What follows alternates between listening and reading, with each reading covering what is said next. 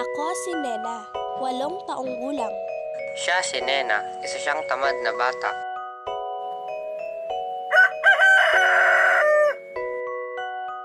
Aba, kagabi ko pa ito ay pinapahugas ah.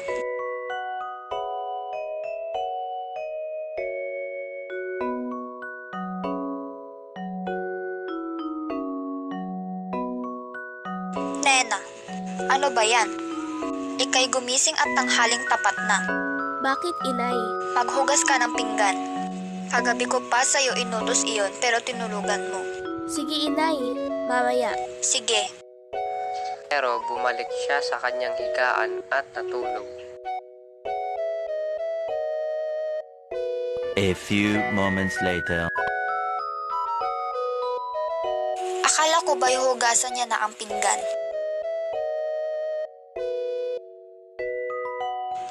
Ang kalat naman dito.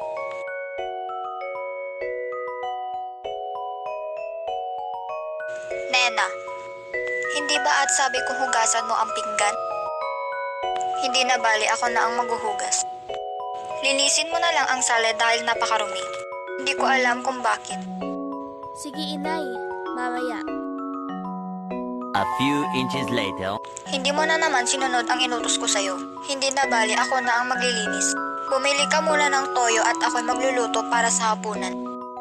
Mamaya na, inay. Naglalaro pa ako. Oras na ng hapunan. Nena, halina't kakain na. Sige po, inay. Sila ay kumakain. Oh, tapos na tayong kumain. Linisin mo ang mesa at hugasan mo ang ating pinagkainan. Mamaya na, inay. Mayroon pa akong gagawin. Nagsinungaling si Nena. Siya pala ay matutulog na ilang sandaling idlip. Siya ay nanaginip.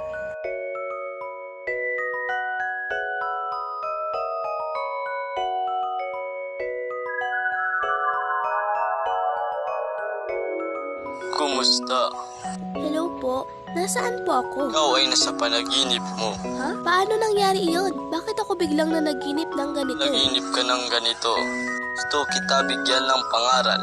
Bakit hindi mo sinunod ang mga utos ng iyong inay? Tinatamad po kasi ako.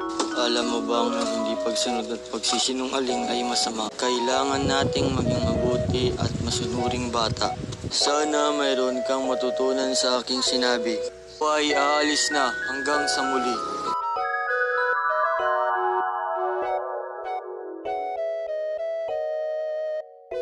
Kakaibang panaginip ko ah. Sabi ng mama sa akin, kailangan kong maging masunurin at maging masipag na bata. Pumunta si Nena sa sala at nilinis ito.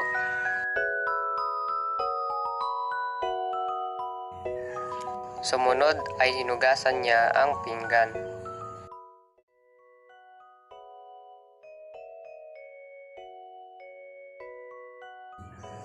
Pagkatapos maghugas ay pumunta siya ng bakuran at nagwalis. Ayan, tapos ko na ang mga gawaing bahay. Aba, napakasipag mo naman ngayon. Siyempre, inay. Napagtanto ko na dapat tayo ay maging masunurin, masipag at mabuting bata. Wow, napakabait mong bata. At dahil dyan, bibilhan kita ng laruan mo. Basta, ituloy mo lang ang pagiging masipag at mabuting bata. Yehey! Salamat, inay! Ang aral sa kwentong ito ay walang maidudulot ang katamaran, kaya dapat maging masunurin at mabuting bata at dapat respetuhin din ang ating magulang.